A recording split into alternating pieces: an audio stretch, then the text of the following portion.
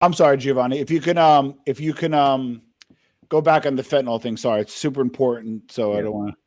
No, it is. I think it's very important. Fentanyl, it should be classified as a terrorist act. It Yeah. should be, we need to declare war on these cartels that are bringing it in because Yep. it is the worst thing I've ever seen.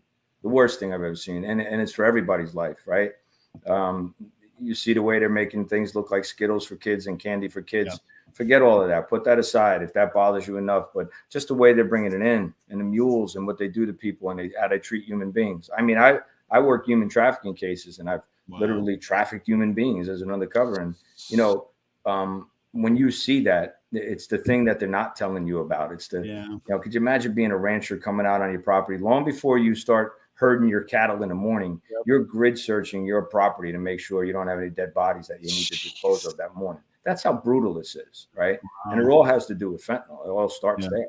So they're bringing this in, and just our law enforcement alone, the interactions and first responders when they go to a scene of an overdose, if it's that again, car fentanyl is something that they use to operate on people. Yeah. And it's such small specks of it are used. Yeah. Yeah, like micro, what do they call them? Micro milligrams or whatever they are. Yep. And that's how much is used. MCG. They used it, and it originated because they wanted to do surgery on you where you were still in that twilight where you're not quite under you're not. Well, during labor, my wife had fentanyl drip. Yeah. Needed. And that's what it's intended for. Yeah. But now here we are in these, and it comes from China and it goes through Mexico and comes into our country, and it's just the epidemic is so bad. And the fact that, our law enforcement and our first responders can show up to an overdose scene and just pick a bag up or touch it, and they're dropping. They literally have to carry Narcan around. I've seen guys hit twice that dropped dead and had to be hit with Narcan 2 times to bring an officer back just from touching it, not even ingesting it. But when does it get to, okay, so I want to make sure I frame this correctly. When does it go to like, okay, hey, we're FBI, ATF, etc., and this is, like you said, a terrorist? When does it go from being, hey, this is Asian organized crime, cartels, organized crime, and now becoming to terrorism, public health crisis? I find it hard to believe that China is not behind this, not just because they're making money on it, but also to undermine our economy, our society, and so forth. When does it cross over to, shit, we need to do something about this? Historically, like everything else, it's got to, unfortunately, a bad thing has to happen to a very popular person or a very popular person's family member that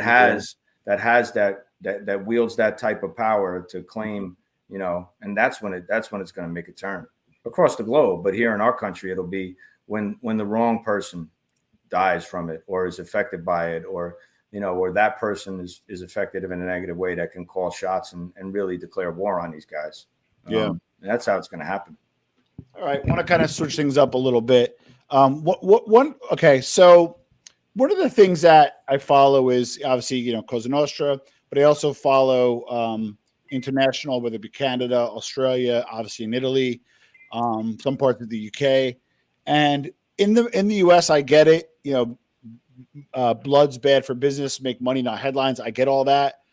Why do you want to kill it? The cameras, all this other kind of stuff, snitches, I get that. But I don't know if you follow the Canadian mob. They just killed 2 people recently. They dropped like flies there. In Italy, Australia, they have cameras. They have law enforcement. These are first world countries. Why is Italian mafia so violent outside the U.S.? And why is the Italian mafia less violent in the U.S.? We all have the same cameras. We all have the same, what do you think? Just out of curiosity. I think it has to do with the courts. I think it has to do with political landscape. Okay. The courts, our guys are, we have RICO, right? Yeah. I don't know, they don't RICO in Canada. Yeah, Canada does. Listen, I work cases in Canada, and they have we've learned a lot from them working organized crime cases. We worked hand in hand and alongside them. I learned a lot from them, and I think our government did as well. But it's that power that you wield to prosecute them. I think, over in Italy, I don't think they don't have a system like we have where the black hand still rules in some areas, right? Yeah. You go back to Colombia in the days of the cartels. Pablo Escobar ruled the political landscape as well as the criminal landscape. because they feared him, right? And I think that has a lot to do with it. And I've done cases, Cosa Nostra cases, where guys came over from the other side and came to visit us and sat down with us in apartments. And, they thought we were the real deal. I had a guy come over. He's a legit dude from the motherland and came over here for a case we were working. And it was a capo that brought him over. And we